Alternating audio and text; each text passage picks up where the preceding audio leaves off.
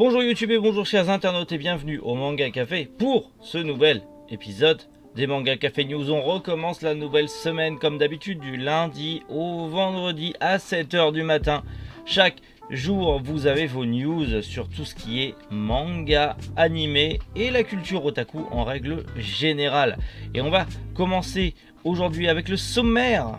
Une nouvelle série aux éditions Kiyun qui est une totale exclusivité de l'éditeur. JoJo's Bizarre Adventure qui revient avec un nouvel OAV, un nouveau manga type Sentai qui arrive chez Black Box Edition, un manga qui arrive enfin en France aux éditions Meian et il était temps qu'il arrive, Naruto encore et toujours, indétrônable, et pour finir comme d'habitude les sorties manga du jour. Allez, Manga Café News, c'est maintenant. Et on commence aujourd'hui avec les éditions Kiyun qui font leur deuxième création maison de l'année, l'Éden des sorcières par Yumiji 28. Dans un monde en perdition, accompagner la jeune Pili dans sa quête de vérité, peut-être encore réconcilier les hommes et la nature, un vivre ensemble est-il possible? Mystère, vous en saurez plus dans l'Éden des sorcières qui est une création maison. C'est 100% français, 100% original, fait par les studios Kiyun, enfin par les éditions Kiyun. Donc voilà, graphiquement ça a l'air extrêmement joli. J'aime beaucoup cette sorte de loup, arbre, j'aime beaucoup. Ça a l'air extrêmement joli, ça sort le 1er juillet 2021, donc vous avez le temps.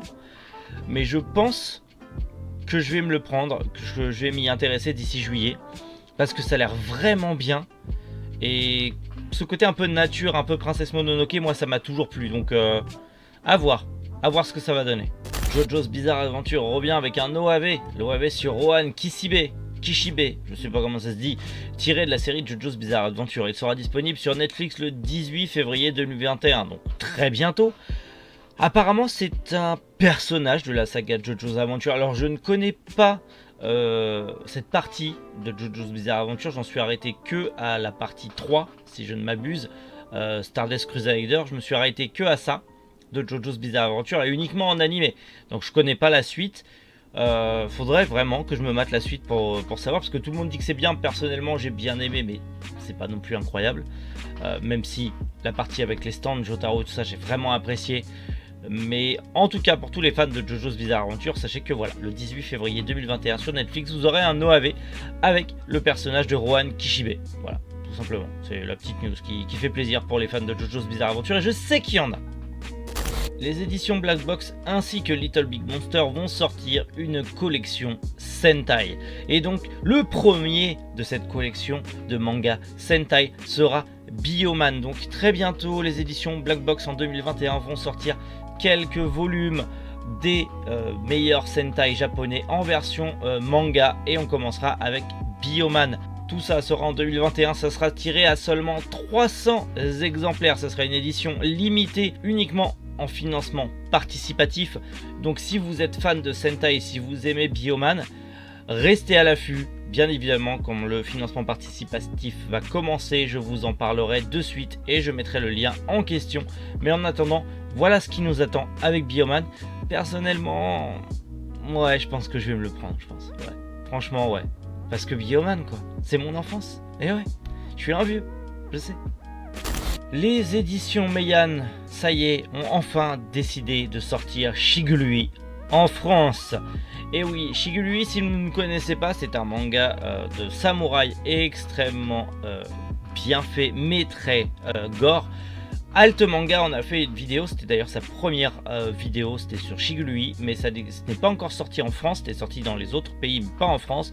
Mais ça y est, enfin, le tome 1 et le tome 2 sortiront en février et je vais me jeter dessus parce que franchement, la vidéo de Alt Manga m'a donné envie de lire Shigurui et là, je suis très content parce que ça arrive enfin par chez nous et on va enfin pouvoir lire Shigurui. Donc franchement, je sais pas ce que vous en pensez. Enfin, personnellement, déjà, les jaquettes donnent extrêmement envie et vu la vidéo de Alt Manga, je vous mettrai le lien dans la description de sa vidéo. Ça donne envie, donc oui, Shigurui en France, chez Meian Édition, oui, un grand oui bien évidemment. Naruto, oui, Naruto est le manga le plus vendu en France en 2020 Alors peut-être que le fait que le tome 1 soit à 3 € ait aidé, mais techniquement les tomes de One Piece les premiers étaient à 3 € et il me semble que les tomes de Bleach étaient à 2,50 € en neuf. Mais c'est Naruto. Il y a une très grosse communauté de Naruto. Il y a des très gros fans de Naruto. Même je vois des gamins de 8 ans qui sont fans de Naruto. Alors que limite c'est sorti quand moi j'étais ado. 20 ans, 25 ans plus tard, je sais plus. Tout le monde est encore à fond sur Naruto. Je crois que c'est peut-être du Big Three. C'est pas le premier qui s'est terminé, c'était Bleach qui s'est terminé en premier. Enfin, techniquement, Bleach n'est jamais vraiment fini, il va finir en 2021. Mais Naruto s'est terminé et pourtant, il est encore le manga numéro 1 vendu en France. On pourrait s'attendre à du Jujutsu Kaisen ou du Demon Slayer et en fait, pas du tout. Naruto est toujours number one. Même One Piece ne vend pas autant de tomes, n'a pas vendu autant de tomes en 2020. Donc oui, Naruto est toujours en numéro 1. D'ailleurs, peut-être qu'il faudrait que je recommence à racheter toute la saga Naruto, vu que je l'avais dans mon ancienne collection. Peut-être que j'y repenserai, je me remettrai sur Naruto, parce que ça fait très longtemps que j'ai lu Naruto, et je m'étais arrêté à la Grande Guerre Shinobi. Donc peut-être qu'en manga c'était mieux qu'en animé, je ne sais pas. Bref, Naruto numéro 1.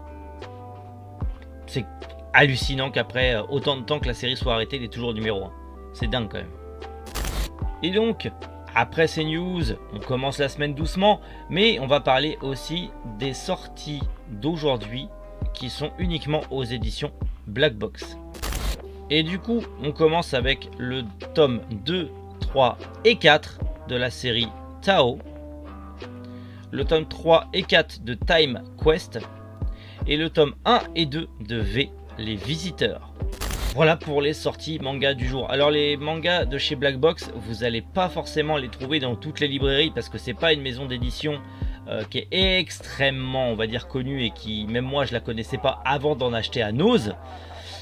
Mais V, les Visiteurs, c'était une série que j'adorais étant enfant de science-fiction. Donc ouais, intéressant. Et donc n'hésitez pas à aller sur leur site. Déjà, ça les soutient, hein, c'est 100% français. Et puis allez-y sur leur site pour commander les séries. C'est du vintage, c'est des séries des années 80-90. Mais je pense que ça vaut extrêmement le coup. Personnellement, je me suis régalé avec toutes celles que j'ai juste là.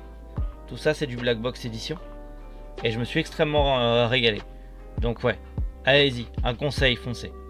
Bref, en attendant, de toute manière, on se retrouve bientôt pour plein de nouvelles vidéos, comme vous le savez, tous les jours, à 7h du matin déjà pour le Manga Café News, mais aussi sur Twitch pour des lives endiablés et plein d'autres vidéos sur YouTube. En attendant, prenez soin de vous et passez une agréable journée. C'était Méric. Boujou, les internautes.